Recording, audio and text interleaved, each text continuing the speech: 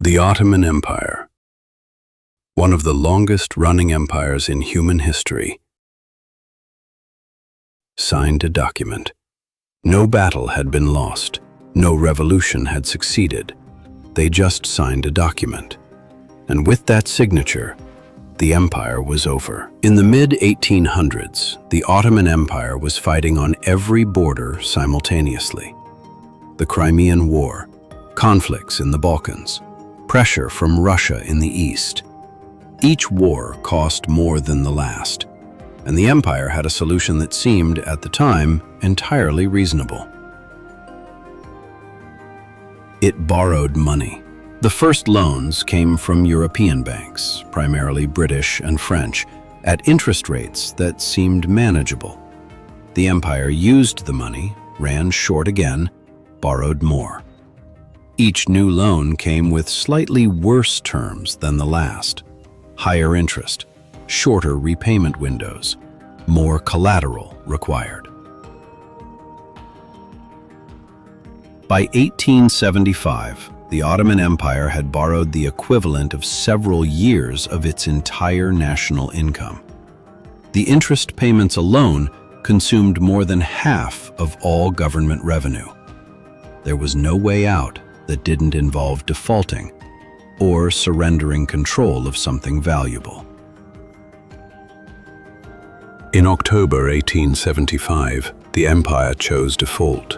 Quietly, without announcement, they simply reduced their interest payments by 50% and hoped the creditors would accept it. They did not. When the Ottoman Empire announced it could not pay its debts in full, the European creditors did not send gunboats. They did not issue ultimatums. They formed a committee. The committee was called the Council of the Ottoman Public Debt. It was staffed by representatives of British, French, German, Austro-Hungarian, and Italian bondholders. Its purpose was simple: figure out how to get paid.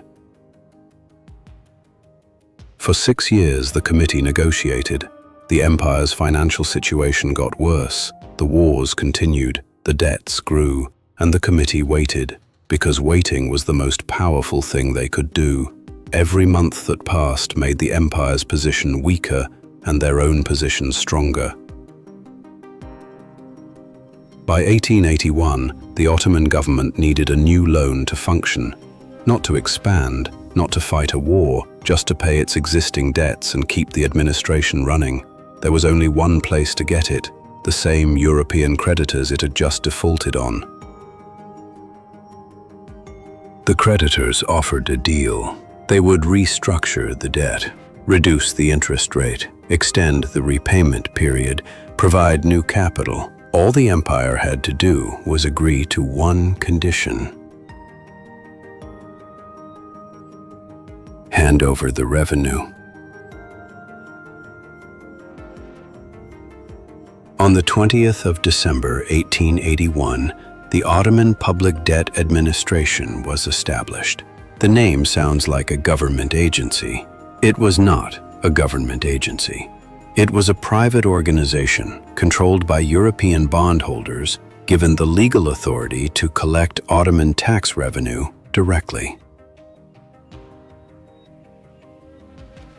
Not as a loan guarantee, not as collateral, as direct administration. The OPDA did not lend the Ottoman government money and wait to be repaid. It sat inside the Ottoman government's own financial system and took the money first. The revenues assigned to the OPDA were not minor. They were the foundations of the Ottoman economy: salt, tobacco, spirits, silk, stamps, fishing rights. The tax on these goods, collected across an empire of 30 million people, went directly to the OPDA before a single coin reached the Ottoman treasury. Salt alone funded armies. Tobacco was one of the largest industries in the empire. Silk connected Ottoman trade to Europe and Asia.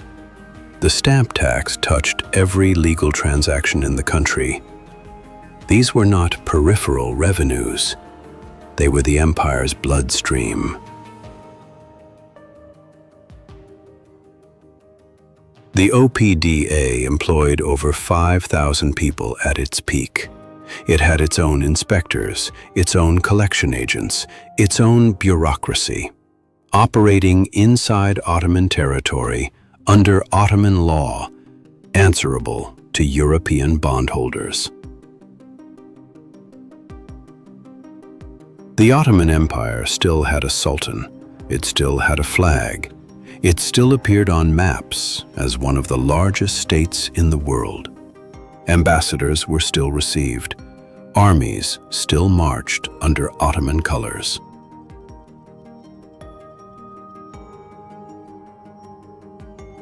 The actual mechanism of power belonged to someone else. The OPDA controlled more Ottoman revenue than the Ottoman government itself. By the early 1900s, the administration was collecting roughly 1/3 of all state income. The Sultan could declare wars, sign treaties, appoint ministers. He could not pay for any of it without the permission of his creditors.